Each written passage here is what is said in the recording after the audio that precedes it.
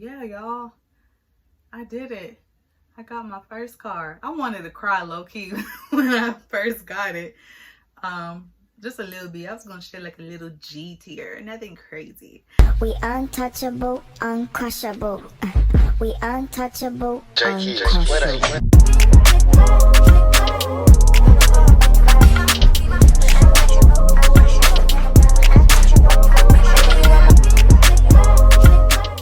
Hey y'all, welcome back to Dapper Diane. If this is your first time here, my name is Dorothy. It is very nice to meet you.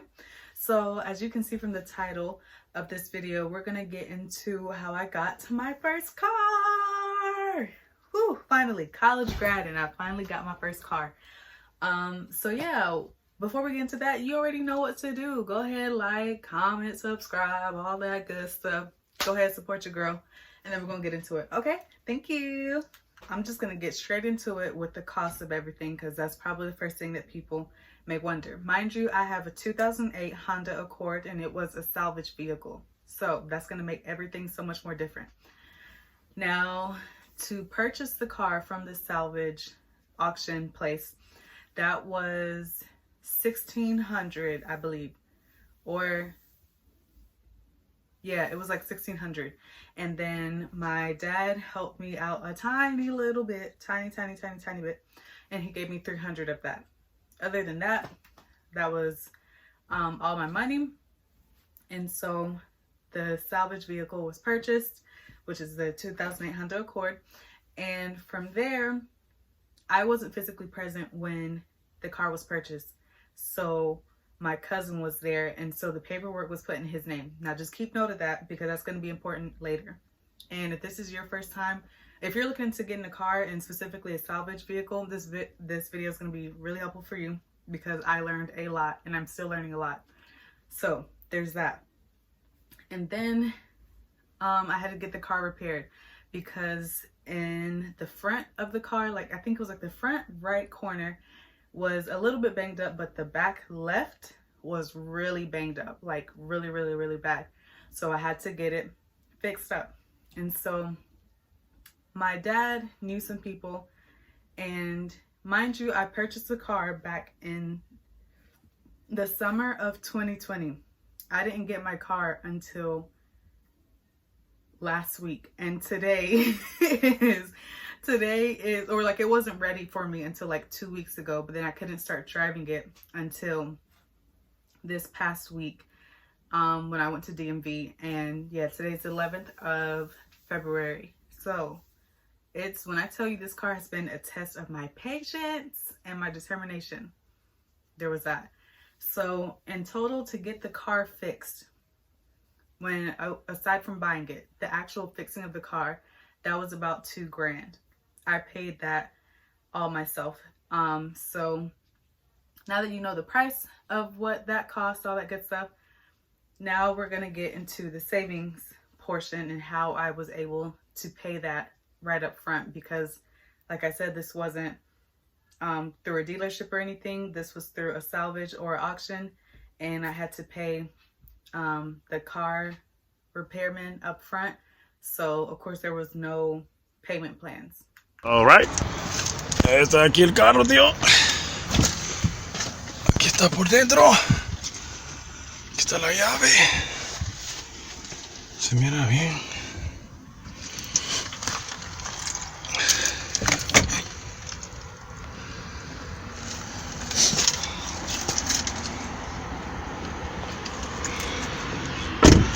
Tiene quemacoco. Aquí en el baúl, aquí en atrás, donde tiene el golpe.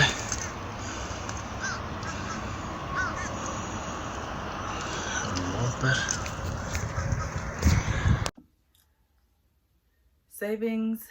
Savings.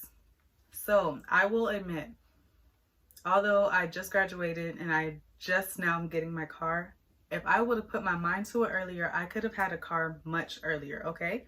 So I could have, like, every year, every semester, I would get refunds.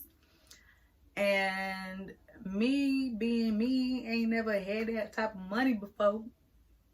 I would spend it like, I wasn't too smart about how I spent it. Of course, I would like buy my groceries off of it, and of course I was also working. That's the other part. Like I got a refund and I was working. So I really could have, over the 4 years of college, like I could have had a car well before now. But anyways, that's all behind us. That's all behind us. What I did was, one, I was graduating just when COVID hit, right? It was March, and that's when they were telling us like, oh, nobody come back to campus. So we were just like, oh shoot, okay. And so if you moved off of campus, of course, in March, you still got a couple more months left until the end of the year. So you could get a refund for your housing. That's what they were giving. So I didn't want to move out back home quite yet, but I told myself, hey man, look, you're going to get this money or you're going to get this money. So I moved out, and that's how a good chunk of the money came along. And then at that point, like I said, I had just graduated. So I told myself like, bro, are you going to put your mind to this and get this car? Or are you going to be a pedestrian for the rest of your life? So that's when I was just like, okay, this is going straight to my savings. That was that part. Another part of how I got the money saved up is that you just have to literally discipline yourself and tell yourself that you're going to save X amount and put it straight into your savings. Now I'm in a place where I can save because I'm living at home right now. I don't have to worry about rent. My mom was paying my phone bill, and all of these things are privileges that not everyone has. I can acknowledge that. But my mom was handling my phone bill. I didn't have to worry about that. So any money that I was spending, it was really because I just wanted to spend money. So yeah, I would say save in any way that you can. Of course you can't. This whole concept of saving yourself out of poverty doesn't exist. But like, given the circumstances that you can save little by little, start doing that. If you get a paycheck that's consistently the same, tell yourself, my little sister told me that she wants to do like a 70-30 with her paychecks that she gets. So 70% goes straight into savings, 30% goes to her spending. But of course, manipulate that amount according to your monthly expenses. But whatever you tell yourself to do, stick to it, okay? Now, this part is what I learned when it comes to getting the title and getting all of this stuff, the license plate. And okay, so the first part, like I said, remember how I said at the beginning that I wasn't physically present when the car was purchased. My cousin was. Therefore, the salvage paperwork was put into his name. So that is where we got into a little bit of a jiffy. I had to apply for a title. And if you're learning what a title is, it's just saying, it's essentially like, hey, this property is mine. Like, this car is mine. And that's what that is. So he had to apply for the title first off because the paperwork was in his name. Once the title comes in to him, that's when from there, he can sign on the title signing his name and then saying that he's giving the ownership to me. So there's that. And then, mind you, North Carolina DMV is moving really, really, really slow right now. Like, I applied for my title November 9th. It is currently February 11th, and it is still not here. So keep that in mind. However your state operates, keep that in mind. And so from there, I was just like, dog, mind you, I'm working. I have a full-time job. And the way that I'm getting back and forth to work is through Lyft. That's a good bag, spending back and forth to work using a Lyft twice a day, 4 days out of the week. You know, that's a lot. So I called DMV. Mind you, I'm calling DMV left and right. You know, the wait times on the phone is forever. But I would speak to a different person each time, of course. And each time someone would tell me something different than what the first person told me. How? I don't know. Y'all work at the same place. But anyways, I finally got a final answer of how I could get to driving in the meantime of my title still coming in, okay? So this is what you want to do. If you have a salvage vehicle and like the whole situation that I'm in, okay? What you want to do is ask about an NDR 330, okay? So an NDR 330 is essentially saying for the owner of the car and the person that was like physically present, or like that the paperwork name is in. It's essentially saying that the paperwork person that has the name and their all that good stuff, they're going to lease the car to you. So for example, my cousin who currently has the paperwork and all that in his name, he is technically leasing it to me. And with the NDR 330, you have to have your own, I have to have like my own proof of insurance. Of course, you want to bring proof that you passed inspection. You want to bring your ID, and yeah, you just go to the DMV and present all that information. I didn't have to set an appointment, but that's all that we had to do thus far. And yeah, from there, now we're still waiting for the title to come in, but luckily I am on the road. So yeah, the car is mine. Of course, like I explained, I paid for it, all that good stuff. It's just that since my cousin was physically present, legally and technically speaking, the car is in his name, but we just had to do all of those formalities because of how it played out. It's gonna be low-key vulnerable, just a little tiny bit. I don't like being vulnerable, but yeah, like I said, I'm a whole college grad. I'm 22 years old and I'm just now getting my first car. I remember being back in high school, and like I feel like in my area where I grew up in, everybody had their, like a lot of people had their cars. Of course there were people that still rode the bus and whatnot, and that's fine, but a good portion of people already had their cars. And I was just like, dog, like I don't got no car.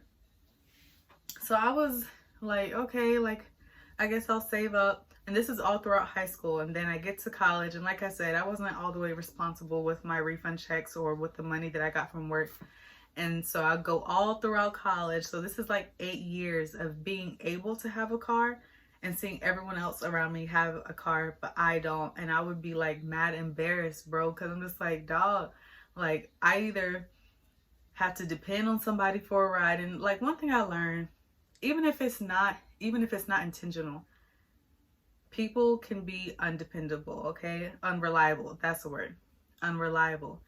And so yeah, either I would have to depend on somebody else for a ride, either I would have to take a lift, either I would have to walk someplace, or I would just have to not go at all. And neither one of those are, you know, those aren't convenient options. So yeah, for me it was like a great, kind of like a sense of shame, because I'm just like, dog, there's people younger than me, like my peers, they got cars and all this stuff, and when is my car gonna come? But all of that was kind of like somewhat up to me. But now looking back and like now having a car, first of all, don't let nobody shame you for where you at in life, because as long as you working on improving you, ain't nobody else matters, bro. Like, so I would say, yeah, the shame that I felt was kind of senseless, because at the end of the day, everyone's journey is different. And I don't want to be like, oh, I got out the mud, I could be all this stuff, because like I don't want people to have to struggle for everything in life, because hopefully if you don't have to struggle, you don't have to struggle, and that's great. But for me, I know I was in the place where my parents weren't going to buy me my first car. If I wanted this car, as I had to show myself, I was going to have to work for it. This was all of my money going into this car, you know? So I can say, well, it's great if your parents can provide that for you, that's awesome. But if you are out here getting it on your own, babe, keep going, okay? And for those of us that have it, that our parents can provide for us, like I said, that's cool and all, but don't be getting down on the people that got to work on it for themselves, okay? So there's that. But yeah, I would say like whatever, even if it's not a car, but since we're talking about cars, whatever it is, if you know that you've been working for it and saving up for it, keep going. This is your message to keep going. Like I said, I have been wanting this for years, and I'm just now getting it right after college, you know? But it's a great time to have your first car, because you're just getting out of school. You're in a transformational period of life. It's a good way of gaining a new sense of independence after gaining your independence from school, you know? So yeah, y'all, I did it. I got my first car. I wanted to cry low-key when I first got it. Just a little bit. I was gonna shed like a little G tear, nothing crazy. But yeah, I got my first car. And I don't know if y'all noticed, but I got me a new little setup. Like, I hope y'all like it. Let me know what you think about it. But yeah, I just wanted to switch up how I was showing my room, because I really like these paintings. I did this one. Well, these I did in high school, but like they're pieces that I still like to this very day. This one was inspired by none other than Basquiat. So yeah, I just wanted to show y'all a different side of my room. Usually my Telfar would be right there in the middle, but I'm taking this with me for a little special occasion. So yeah, I'm also trying to decide what I should name my car. I don't know what I should name her. I know it's a her because my old girl's reliable. Oh, and it has like 162,000 miles on it. So there's that as well. But overall, Hondas are really reliable. So yeah, let me know what you think I should name my car in the comments. Any suggestions, I'm welcome to. I was thinking Coco, but I don't know. We'll see. Anyways, I will see y'all in the next video. Until next time, y'all. Bye. Bring it back now.